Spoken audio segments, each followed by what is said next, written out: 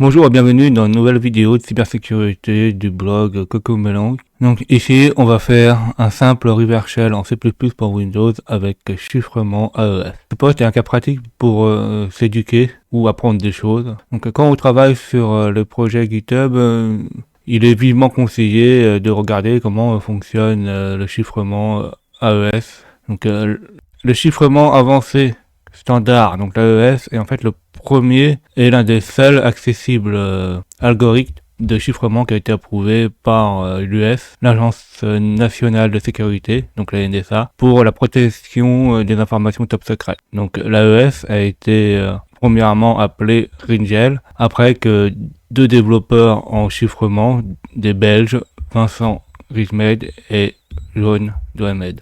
Il est utilisé dans le WPA2, donc par exemple tout ce qui est connexion Wi-Fi, qui utilise le WPA2. Le SSL-TSL, donc tout ce qui est certificat de chiffrement, etc., par exemple dans les échanges bancaires ou les échanges de sites web, et dans plein d'autres protocoles. Donc, il est plutôt demandé dans des domaines où la vitesse et que les données privées sont importantes.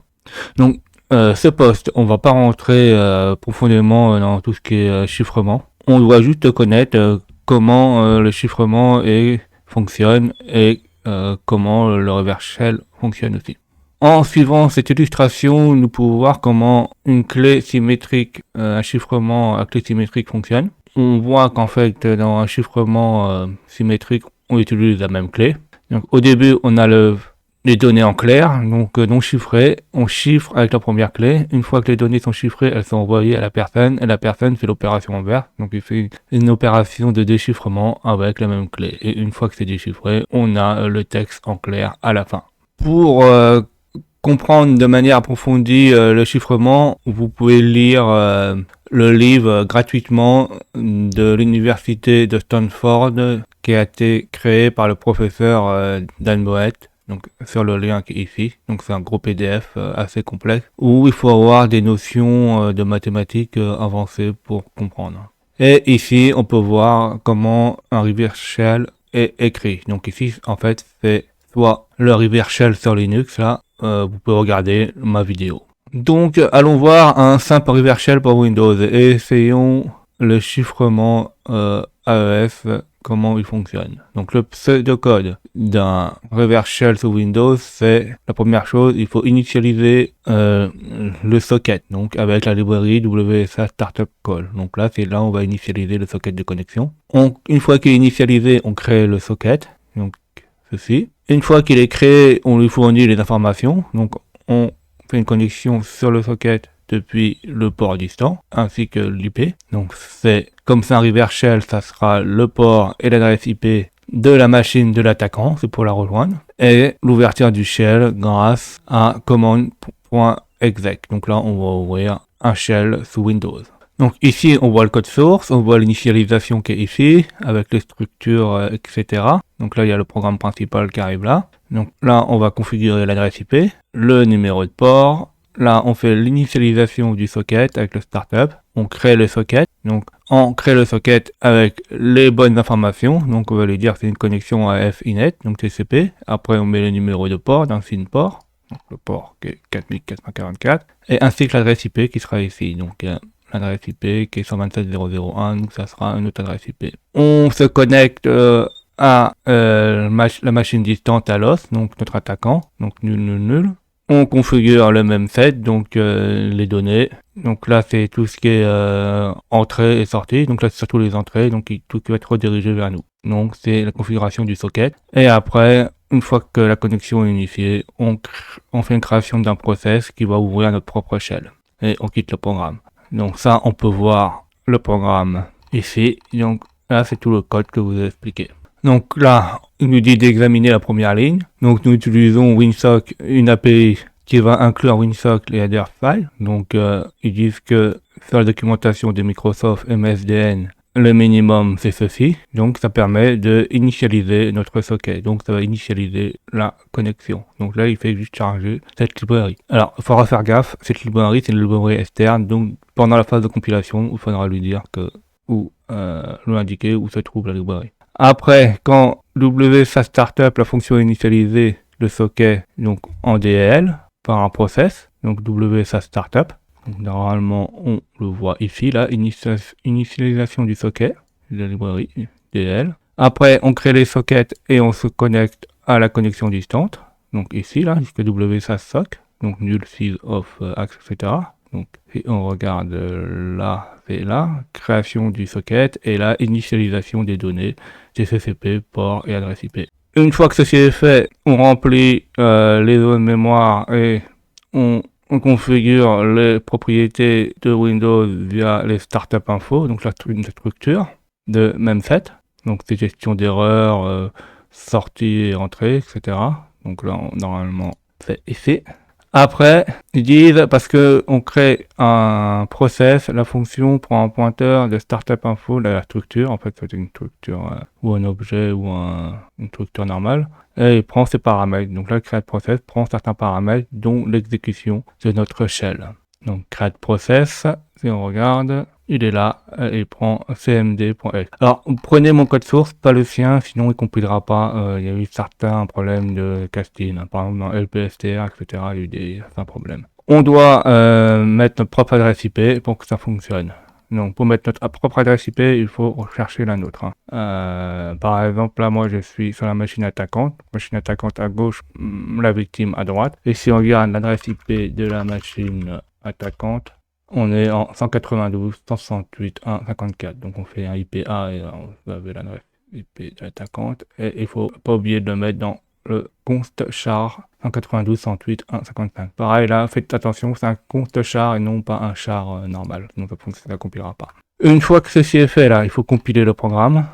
Donc on compile le programme avec un cross compilateur, hein, parce que ici on est sur Linux, hein, et pas sur Windows, donc c'est plus qu'un cross compilateur. Donc on met le nom, donc reverse shell / Windows, donc c'est le nom du programme, le code source. Après on dit qu'une fois compilé, on l'appelle shell.x. On lui met la librairie LW232, donc ça c'est pour la gestion des sockets, donc c'est une librairie extérieure, on lui indique. Et après on lui met tout en statique. Comme ça, toutes les fonctions qui sont dans les DLL, en fait, elles sont incluses dans le programme. Donc, là, on n'aura pas besoin de faire un appel des DLL. Le code sera déjà inclus dans le programme. Et si Windows n'a pas la bonne DLL, le programme aura le code pour s'exécuter lui-même. Donc, ça fonctionnera quand même. Donc, on compile. Donc, normalement, si on regarde, on a un shell qui s'appelle shell.x. Et là, on va avoir un problème, c'est qu'il faudra envoyer le shell.x sur notre Windows.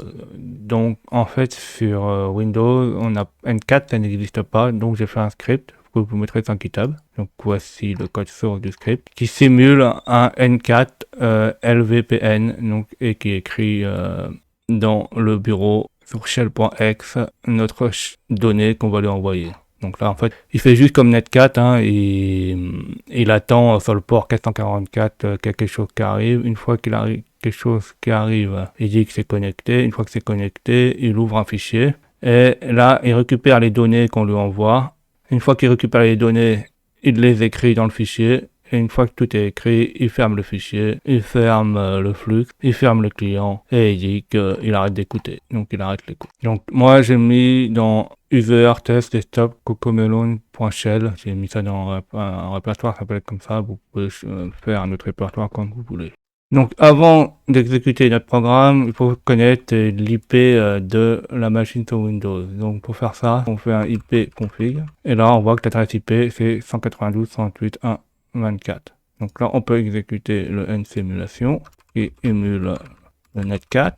Là on va l'envoyer, donc on fait nc l'adresse IP 1.26 sur le bon port et on met un timeout de 3 secondes et on envoie le fichier shell et on fait entrer. Là il nous dit qu'il reçoit les données. Au bout de 3 secondes ça va se terminer.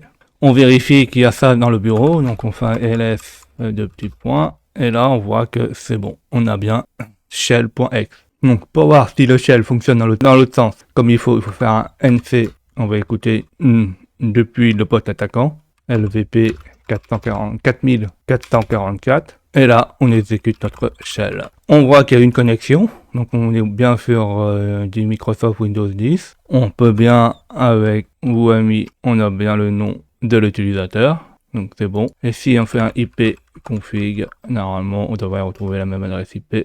Donc là, on trouve la bonne adresse IP. On trouve bien 192.168.1.26. Donc, notre shell non chiffré fonctionne. Alors, on s'en va.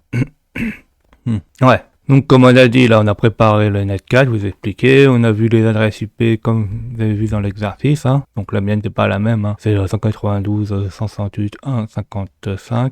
On a exécuté le shell sur l'autre. Et on peut voir que tout fonctionne bien. On peut créer le reverse shell sur notre machine sans chiffrement. Mais le problème, c'est que si on téléverse notre shell sur VirusTotal, il est détecté. Donc, voyons si nous, on a le même problème. Donc, on va faire VirusTotal. Alors, une fois qu'on est sur VirusTotal, on choisit notre shell, donc on fait chose. Nous, on l'a mis sur le bureau, on a le shell, et vérifie le hash, et là, on confirme le téléversement, et on regarde le résultat qu'on va voir.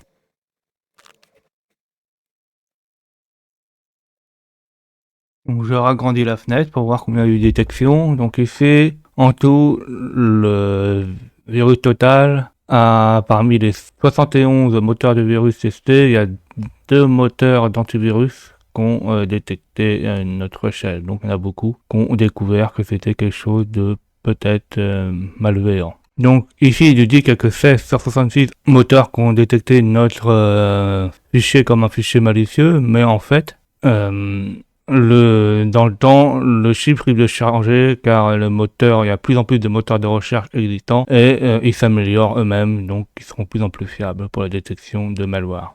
Donc là, il détecte notre shell comme un malware. On va essayer de réduire le nombre de moteurs d'antivirus qui détectent notre malware. Pour faire ceci, nous allons chiffrer notre commande cmd.exe. En fait, il détecte cmd.exe et il détecte que c'est quelque chose qui peut servir à faire des reverse shell. La même chose sur Linux, des fois il détecte ch ou bash comme quelque chose de malveillant. Et il faut faire super attention parce que des fois, rien que passer ce genre de fichier en clair dans le réseau, il y a des fichiers comme l'IDS, il va détecter directement les trames, dans les trames, le string par exemple cmd.exe, et si c'est pas chiffré, ça va passer à travers. Donc pour une question de simplicité, nous allons utiliser le chiffrement AES dans notre cas. Regardons à quoi ressemble et comment utiliser le chiffrement AES pour chiffrer et déchiffrer notre commande, donc la commande cmd.exe, et nous faire une mise à jour de notre reverse shell. Donc là, en fait, on a mis la gestion des clés, etc. Donc là, ils disent que la seule différence avec notre simple implémentation, c'est que on a mis la fonction AES de chiffrement et notre clé secrète pour le déchiffrement et MyCMD qui va stocker notre commande mais de façon chiffrée. Là, ils disent qu'on a un decrypt, donc là, c'est ici que on a notre fonction de déchiffrement et ils l'ont mis ça. Après, ils l'appellent à partir de la fonction principale main. Ils disent que l'AES encryption, donc le chiffrement AES, est actuellement une simple fonction, c'est une symétrie, un chiffrement symétrique, comme je vous ai dit, un chiffrement symétrique qui utilise en fait la même clé pour le chiffrement et le déchiffrement, et que nous pouvons utiliser ce chiffrement, celui-ci pour chiffrer et déchiffrer avec la même clé. Ça a été dit plusieurs fois. Ce que j'ai dit aussi, c'est que dans notre shell, on utilise MyCMD qui doit être chiffré avec le chiffrement AES. Donc, là, je peux vous montrer ce code, hein, je l'ai déjà mis dans mes fichiers. Donc, tout ça sera mis sous forme GitHub et les miens que j'ai fait, ils compilent. Hein, si vous utilisez Parrot ou Kali Linux avec les outils de compilation, de cross-compilation. Donc, c'est reverse AES layout. Donc, ici, ce qui change, c'est la fonction AES qui est ici. Donc, il va prendre les données et la clé. Et dedans, il va chiffrer. Donc, il va avoir le contexte. Quel type de chiffrement. Donc, ici, il prend le GALS SH 256. La longueur de la clé. Et aussi la clé. Donc, en fait, là, on a un chiffrement GALS AES 256 qui est 1200. C'est très important, ça. Parce que certains vieux protocoles de chiffrement AES ne sont plus sécurisés. Hein. Donc, ça, c'est une donnée très importante à à prendre en compte. Et là, on voit ici l'appel de la fonction qui déchiffre. Et ça va juste chiffrer la commande dedans. Donc là, ça va juste la déchiffrer plutôt. Après, on crée un programme Python. Donc on va créer un simple programme Python qui va chiffrer le string cmd.x et la remplacer dans notre programme C++, donc dans le modèle que je vous ai montré il y a 5 secondes. Et il va remplacer les données de l'attaqueur, donc son adresse et le port qu'on va lui fournir. Donc ici, on a tout ce qu'il faut. Donc au premier, on a une fonction de pad, donc une fonction de padding. En fait, ça permet de faire du bourrage quand, par exemple, une partie quand le bloc de chiffrement est trop petit, en fait, il reste des bits qui sont qui sont pas chiffrés, et donc il faut rajouter du reste pour que ça soit chiffré. En fait, la plupart du temps, l'AES chiffre par bloc de 64 bits. Et si on n'arrive pas dans un modulo de 64 bits, ça risque de pas fonctionner. Ça dépend des blocs. Ça peut être 64 bits, 256 bits, 128 bits. Et il convertit les datas, donc il convertit les données. Donc ici, il va les convertir pour qu'ils soient compatibles dans le programme C++, donc en rajoutant fx. Et là, on a notre fonction AES encrypt qui chiffre. Donc ici, il va chiffrer notre chaîne. Et en même temps, il va la préparer pour qu'elle soit aussi compatible en C++. Alors, il y a quelque chose d'assez intéressant, c'est qu'il utilise MySecretKey et il fait un urandom 16. En fait, la clé, elle sera aléatoire, donc ce ne sera pas une clé connue. On va lui spécifier l'IP et le port de notre machine attaquante. Et là, on a le texte en clair à chiffrer qui est cmd.x. Une fois qu'on a texte en clair.x, on appelle la fonction en lui fournissant le texte clair ici et ainsi que la clé qui a été générée aléatoirement. Donc on va regarder mon code source, ça va être plus simple parce que il y a des choses qui ont été corrigées. Donc là, comme on voit, j'ai changé avec la bonne adresse IP de l'attaquant, 92.168.1.55 en 44. On a la commande cmd qui va être chiffré. On a le ciphertext AES encrypt on lui passe le texte en clair ainsi que la clé. Et c'est à partir de là qu'on va tout changer. Donc en fait, il va changer une structure là, comme je vous ai montré tout à l'heure, qui va être remplie. Donc il va changer certaines données. Donc, qu'est-ce qui va être changé? Donc il va ouvrir ce fichier là. Donc open, en lecture en mode texte. Il va mettre les données dans data. Donc il fait une lecture. Et il va remplacer une saignée de char mycmd avec la version chiffrée. Donc en fait, ça va être une version chiffrée qui sera là. Il va faire la même chose pour la clé. Il va mettre la clé secrète chiffrée. Là, on va changer l'adresse IP. Donc il va chercher cette chaîne-là, il va le changer par notre propre adresse IP qui est 192.168.1.55. Il va faire la même chose avec le port. Une fois qu'il aura fait ceci, il écrit ça dans un fichier qui s'appelle shell.aef.w+, et il écrit les données et il le ferme. Une fois que le fichier est créé, qu'est-ce qu'il va faire? Il va essayer de le compiler, et s'il le compile, on va garder le fichier X, mais par contre, avec OSRemove, là, si je le décommente, il va supprimer le code source qu'il a généré. Si on met une exception, s'il avait une erreur. Donc s'il avait une erreur, il dit qu'il y a une erreur dans la compilation, donc dans le modèle de compilation, et il affiche avec prime string E, donc le type d'erreur, pourquoi ça s'est passé. Sinon, si tout se passe bien, il affiche la commande là qu'il a fait, donc la compilation, et il dit que ça a été un succès. Alors, exécutons Python pour qu'il nous fasse la version finale qui était chiffrée de notre reverse shell. Donc Python, AES reverse shell Python. Là, il nous dit que tout a été exécuté, tout a été compilé plutôt. Et je n'ai pas dit d'effacer le code source, comme ça on pourra le voir. Donc on va le voir, ouvrir. Donc là, il a bien généré shell ASP. Là, on voit bien que notre commande là, cmd.x a bien été chiffrée et que on a bien notre clé qui est ici pour déchiffrer tout ça. Donc une fois que ceci est fait, on va injecter notre nouveau shell dans Windows. Donc là, on va utiliser notre NCEmulation, on fait la même chose. On va envoyer notre propre fichier, donc on est en 192.168.1.26. On met un timeout de 3 et on lui dit de mettre le fichier qui s'appelle shell.aes.x et on l'envoie. Donc c'est bon, on a reçu le fichier shell.f13, donc on peut le vérifier, hein. Il suffit de faire un ls des deux côtés. Ok, SAL. Donc là il fait cette taille là, et on va faire la même chose, non, le même. Ouais, on peut pas vérifier, c'est parce qu'en fait, ils n'ont pas entre Windows et Linux, ils gèrent pas le même type de bloc, c'est pour ça que je pense qu'on n'a pas la même taille. Pour voir si ça fonctionne, on met sous écoute notre machine cible, donc on fait un nc lvpn, non, lvp, on fait un nc en mode listen verbose et on indique le bon port. Et là, on va exécuter le shell, voir si ça fonctionne. Donc là, on voit que le shell il fonctionne, il n'y a pas de problème. Est-ce que je peux lister? Oui. Est-ce que c'est le bon système d'exploitation? Oui. Est-ce que c'est la bonne adresse IP? 192.168.126. Ouais, non, c'est parfait.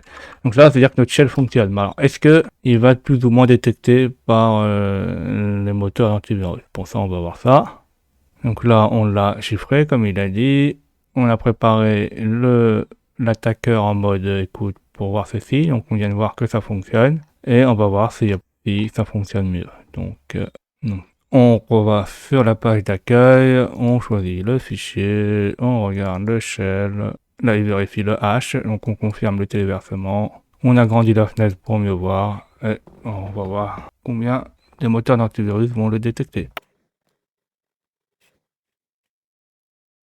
Donc là, c'est encore pire. Pourquoi? Alors ici, on a sûrement un comportement inattendu. On a plus de détection. Alors ça, c'est quelque chose de personnel. Je pense qu'il se met en alerte parce que quand on regarde AdVAP là, on voit qu'on chiffre et on déchiffre on chiffre quelque chose et le moteur d'antivirus ils aiment pas. Et encore un autre problème, c'est que notre clé est en clair dedans, donc il est capable, les antivirus avec une analyse comportementale ou heuristique, de vérifier les données qu'il y a à l'intérieur. Donc en fait, ils sont capables de détecter ce genre de trojans, ou des fois il peut avoir des malwares plutôt, ou il peut avoir aussi des faux positifs, parce que comme ils savent pas ce qui se passe, ils peuvent dire ah bah c'est malicieux. Donc nous on a le contraire de ce qui a été dans le blog, mais c'est parce qu'en fait c'est dû à l'amélioration des antivirus, peut-être à des faux positifs, et peut-être parce qu'il y a les clés, il a réussi à récupérer la clé. Donc il faudrait améliorer notre processus de chiffrement, donc de chiffrer les fonctions comme ils ont été dit. Donc ça serait bien par exemple de chiffrer les fonctions qui permettent d'appeler les méthodes pour chiffrer notre CMD et tous les trucs. Et je suis sûr et certain qu'en faisant ça, on pourra faire baisser le nombre de moteurs. Et aussi de l'embrouiller au niveau pour l'analyse mémoire. Donc là, il nous l'explique, hein. Il nous dit que si on veut des meilleurs résultats, nous pouvons combiner le chiffrement de la commande, donc CMD, avec une clé aléatoire et de faire l'obfuscation de fonctions comme create process, hein, comme on a fait dans le post d'avant du malware. Donc c'était le post qui était la deuxième partie du malware qui est mis ici et aussi en vidéo. Ceci n'est pas seulement le cas où on utilise le chiffrement dans les équipes rouges ou dans ces types de scénarios. Le chiffrement c'est comme une science. C'est vraiment ancien et vraiment complexe. Hein. On a la preuve, hein. Quand on entend le chiffrement de César, etc., ça remonte à loin. Historiquement, le principal objectif du chiffrement était d'assurer la confidentialité, ce qui veut dire en fait la protection des informations depuis une personne qui n'est pas autorisée à le lire. Le chiffrement entre des mauvaises mains, par exemple les black hackers, donc les hackers, ou les groupes de menaces, donc les groupes de persistants de menaces, peut être vraiment dommageable. Hein. Par exemple, le chiffrement ou déchiffrement sont le plus souvent utilisé maintenant dans les groupes de ransomware, parmi beaucoup d'attaques, parmi les menaces, les APT, les menaces persistantes. Alors, la personne, elle pense écrire un autre post à propos des menaces persistantes, donc ces attaques, et des ransomware. Donc ça, moi je verrai si j'ai le temps ou le courage de faire ça, ou si ça vous plaît. C'est pour ça que moi je vous demande de mettre des pouces bleus et surtout des commentaires de retour et de vous abonner. Je fais ça à titre bénévole en ce moment, sans mon temps. Je pense que ce post a été utile dans les deux cas, donc aussi bien pour les Red Teamers pour bypasser, donc pour contourner les antivirus protection, et pour les équipes bleues pour faire une analyse de malware. Alors on a le code source de la personne, vous aurez mon code source à moi, et là on a des liens sur les différents articles pour aller plus loin. Donc n'hésitez pas à vous abonner, faites des retours sur les commentaires si ça vous a plu ou pas, qu'est-ce qu'il faut améliorer ou si je continue de vidéo, et abonnez-vous.